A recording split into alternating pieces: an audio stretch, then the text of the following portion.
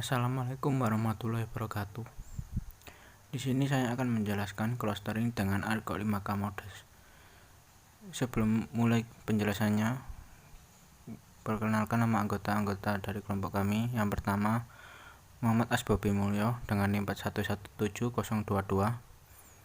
Yang kedua, Indana Yulfa dengan NIM 4117035. Yang ketiga, Firman Ardiansyah dengan NIM 4117086. Dan yang terakhir, Hilsa Reda Agus Santoso dengan NIM 4117044. Data mining. Data mining adalah suatu proses penambangan informasi penting dari suatu data. Informasi penting ini didapat dari suatu proses yang amat rumit seperti menggunakan artificial intelligence, teknik statik, ilmu matematika, machine learning, dan lain sebagainya. Teknik-teknik rumit tersebut nantinya akan mengidentifikasi dan mengekstraksi informasi yang bermanfaat dari suatu database besar.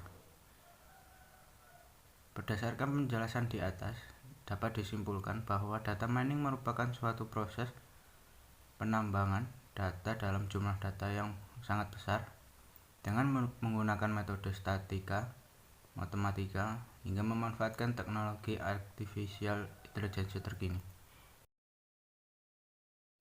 Algoritma K-Modus. K-Modus clustering pertama kali diperkenalkan oleh Huang pada tahun 1998 sebagai suatu metode clustering yang dikembangkan dari metode K-means. Oleh karena itu, K-Modus efisien seperti K-means namun digunakan pada data yang bersifat kategorial atau nominal. Dalam data mining ada dua jenis metode clustering yang digunakan dalam pengelompokan data, yaitu hierarchical clustering dan non-hierarchical clustering.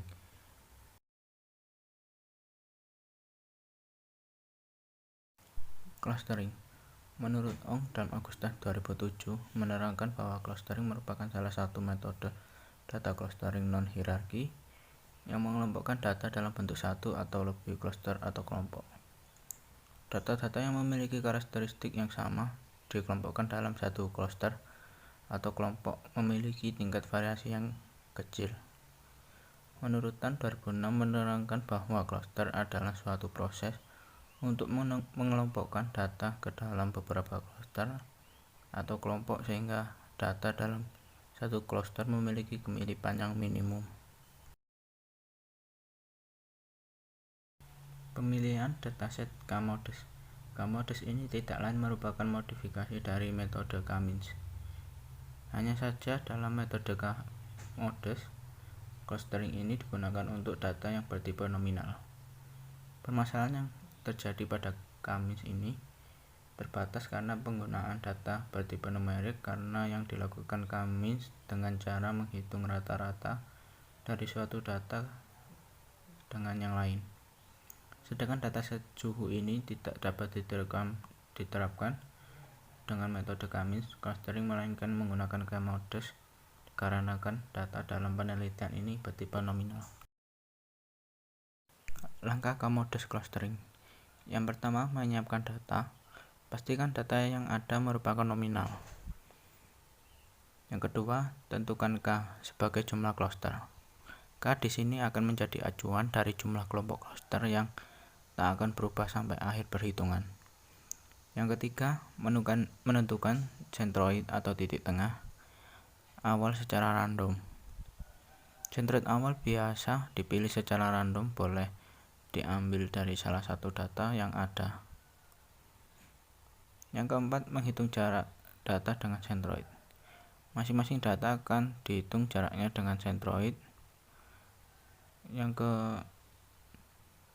kelima, mengelompokkan data ke dalam cluster dengan centroid terdekat. Masing-masing data dimasukkan ke dalam kelompok dengan jarak centroid dari cluster yang paling dekat. Yang keenam, jika data masuk ke dalam cluster masing-masing dan masih ada perubahan dari cluster sebelumnya, maka menentukan centroid baru dengan cara mencari data yang merupakan modus dari masing-masing cluster. Lalu mengulang langkah 4 dan 5. Jika dari kelompok cluster sudah tidak berubah dan tetap pada cluster masing-masing atau konvergen, maka perhitungan selesai.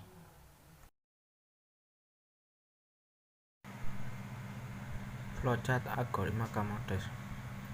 Untuk yang pertama, start atau mulai, kemudian input dan persiapkan data, lanjut menentukan K sebagai jumlah cluster, kemudian menentukan centroid awal secara random, terus menghitung jarak data ke centroid terdekat, kemudian mengelompokkan setiap data ke dalam cluster dengan jarak centroid terdekat, terus konvergennya. Kalau tidak, kita kembali menentukan modus dari data pada setiap cluster, kemudian menentukan centroid baru dari data yang merupakan modus dari setiap cluster, kemudian menghitung jarak data ke centroid terdekat, lalu mengelompokkan setiap data ke dalam cluster dengan jarak centroid terdekat. Kalau konvergennya ya, lanjut menampilkan data dan masing-masing cluster, kemudian finish.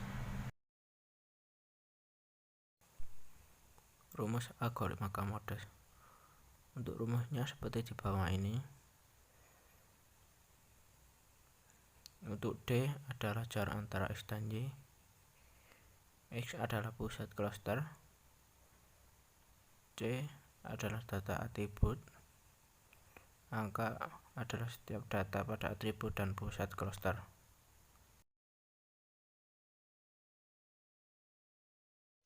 Assalamualaikum warahmatullahi wabarakatuh. Perkenalkan, nama saya Elisa Reda Kusantoso dengan NIM 4117044. Saya di sini akan melanjutkan tutorial langkah-langkah manual clustering dengan algoritma K-modus menggunakan dataset temperatur suhu. Untuk yang langkah pertama, yaitu pastikan kita mempunyai dataset, dan kami menggunakan dataset temperatur suhu. Yang langkah selanjutnya itu menentukan K. Menentukan K itu sebagai jumlah klaster yang akan dibentuk. Dan di sini kami menggunakan dua klaster, yaitu dua klaster. Untuk yang selanjutnya itu menentukan centroid awal. Centroid awal atau pusat klaster awal. Untuk menentukan centroid awal itu random maksudnya itu bisa kita menentukan atau secara acak memilih mana yang akan dijadikan centroid, jadi terserah untuk centroid awalnya. Dan kami di sini menentukan centroid awal dengan nomor 8 dan 9, yaitu datanya sebagai berikut. Yang pertama cloudy, data pertama cloudy cool normal true. Yang kedua sunny will high false. Oke, selanjutnya menuju ke hitungannya. Hitung jarak setiap data ke centroid awal atau pusat cluster. Cara untuk menghitung CD1 dan CD2. CD1 maksudnya adalah cluster data pertama, cluster data kedua. Setelah itu kita hitung cluster pertama dan cluster kedua. Di sini sudah dicontohkan mengapa kok sunny dan cloudy menghasilkan nilai 1, sedangkan sunny dengan sunny menghasilkan nilai 0. Jadi begini, bila dataset dibandingkan dengan centroid awal itu dengan hasil yang sama, maka nilainya adalah 0. Jika berbeda seperti sunny dan cloudy, maka hasilnya adalah 1. Dan sunny dengan sunny hasilnya adalah 0. Begitu seterusnya. Dan yang lain pun begitu. Yang selanjutnya itu menentukan titik terdekat dari cluster. Cluster terdekat bisa dipilih, yaitu misal data 1 mempunyai hasil 4 dan cluster kedua menghasilkan data 1. maka yang diambil adalah nilai yang terkait. Berarti di sini sudah mendapat hasil klaster terdekat. Dan untuk hasil klaster pertama dan klaster kedua, yaitu di klaster pertama data ke-5, ke-6, ke-7, ke-9, ke-11, 12, 13, 14 yaitu masuk ke klaster pertama. Untuk klaster kedua data 1, 2, 3, 4, 8, dan 10 itu masuk ke klaster 2. Nah, di sini sudah setelah kita menemukan klaster pertama dan klaster kedua, setelah itu jarak terdekat klaster sudah ditentukan, maka selanjutnya itu membuat centroid baru. Mengapa kita membuat centroid baru? Karena kita akan membuat iterasi kedua. Iterasi kedua dengan centroid yang baru, cara menentukannya centroid kedua ini kita tidak acak, yaitu dengan menggunakan modus. Modus adalah nilai yang sering muncul. Oke. Misal klaster pertama, di data pertama, yaitu klaster pertama mempunyai data Rainy, Cloudy, Sunny, Cloudy, Rainy. Berarti kita harus menentukan modus, yaitu nilai yang paling sering muncul yang mana. Yang paling sering muncul adalah Rainy. Berarti menjadi centroid baru yang pertama. Seperti contoh di ini ya. Rainy menjadi data centroid baru yang pertama, yang kedua cool, yang ketiga normal, yang keempat true. Dan untuk yang centroid baru yang kedua itu adalah sunny yang paling sering muncul, yang kedua hot, weak, dan false. Itu adalah data centroid baru yang didapat dari modus klaster 1 dan 2. Untuk iterasi kedua, centroid baru didapat dari klaster 1 dan 2 dari hasil iterasi pertama. Untuk centroid baru tadi kita langkah-langkahnya itu sama seperti yang tadi. Hitung jarak setiap data centroid awal, cara perhitungannya juga sama, hasilnya yang berbeda adalah hasilnya.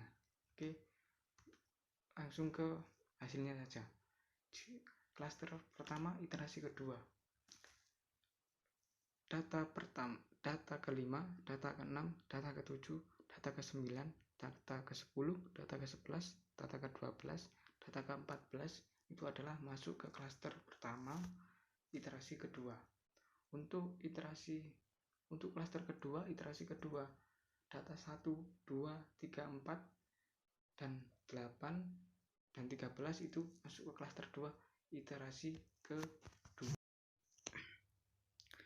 Setelah mendapatkan klaster 1 dan 2 di iterasi kedua, selanjutnya kita menentukan jarak terdekat di iterasi kedua antara dua klaster tadi.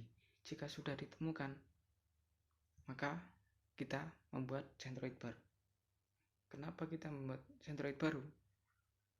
Karena di 1 dan 2 itu belum ada yang nilainya konvergen. Maksudnya gimana? Bagaimana cara kita mengetahui jika iterasi pertama dan iterasi kedua itu sudah konvergen? Jadi caranya itu kita ambil data klaster yang pertama dan kedua iterasi pertama, dan klaster 1 dan 2 iterasi kedua, yaitu kita cocokkan antara data yang masuk di klaster 1 dan 2 itu sudah sama atau belum. Misal di iterasi pertama klaster 1, di sini klaster 1 iterasi pertama data 5, 6, 7, 9, 11, 12, 13, dan 14 itu adalah di iterasi pertama klaster pertama. Untuk yang di iterasi kedua klaster pertama, nomor data 5, 6, 7, 9, 10, 11, 13, 14. Nah, di iterasi kedua yang data ke-10 itu tidak ada di iterasi pertama, klaster pertama. Jadi itu belum konvergen.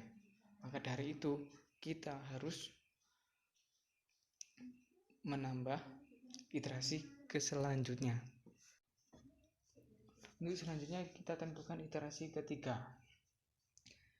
Iterasi ketiga sama untuk langkah-langkahnya seperti iterasi pertama, iterasi kedua, yaitu sentroidnya kita ambil dari modus. Inilah yang sering muncul. Jika sudah mendapatkan hasil di iterasi kedua antara klaster 1 dan klaster 2, tetap kita cari titik klaster yang terdekat. Setelah itu kita bandingkan antara iterasi ke-1 dan kedua itu atau sama atau belum.